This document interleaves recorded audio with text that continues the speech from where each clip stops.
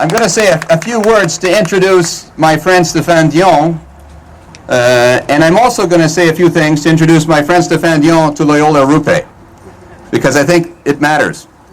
Je voudrais vous dire que vous êtes le bienvenu à Parkdale High Park, et bienvenue, Monsieur Dion, à la communauté de Loyola Arupe.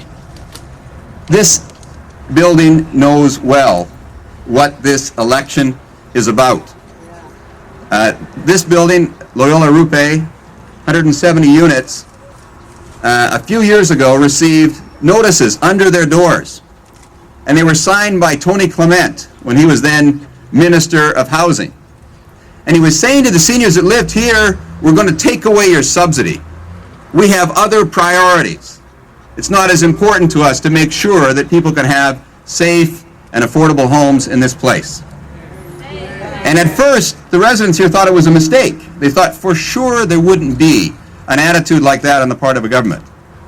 But a right-wing government with Tony Clement, who's the same person who serves as health minister today in Ottawa, or has done in the last government, and hopefully the last of the last government, he persisted.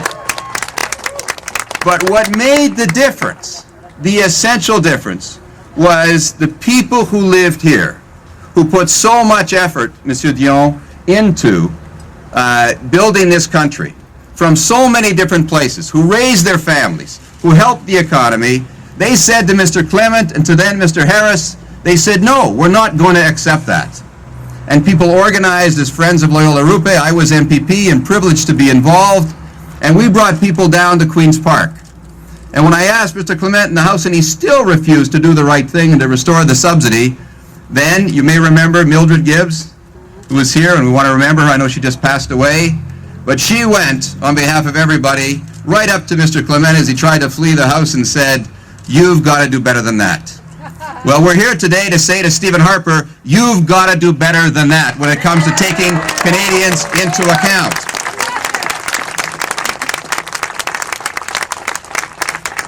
The people of this riding will not let Stephen Harper do to Canada what Mike Harris did to Ontario. And it is a perfect match for our special guest. We have in Stephane Dion the right leader for these times. Monsieur Dion is the person that first as a private citizen and then as somebody chosen, actually not by Jean Chrétien, but by Aline Chrétien, stood up for Canada in a passionate way, in a respectful way. He talked to friends and neighbors in Quebec through the media directly as Minister of Intergovernmental Affairs, and he persuaded people to do something unusual, to see Canada for its possibilities, to not get attracted by the politics of division that would have us all belong to a category and see ourselves all together for less than we are. And I think for those of us outside Quebec, it's difficult to understand just how difficult that was to do. But Mr. Dion not only persisted, he not only stood up in the face of attacks that were fairly strong and persistent, he prevailed. And he prevailed for the singular reason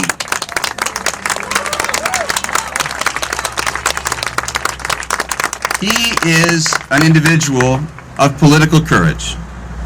Je vous présente mon ami, un homme qui a fait preuve d'un courage politique remarquable et qui a toujours les intérêts des Canadiens ordinaires. For me, this is essential about this election.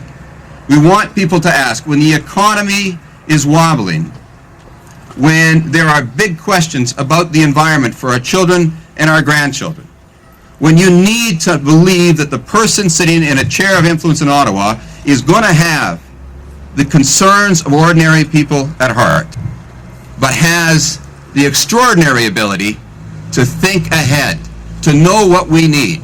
And when it's come to Canadian unity, to the environment, in this election, to poverty and to the economy, that person is my friend, Stephane Dion.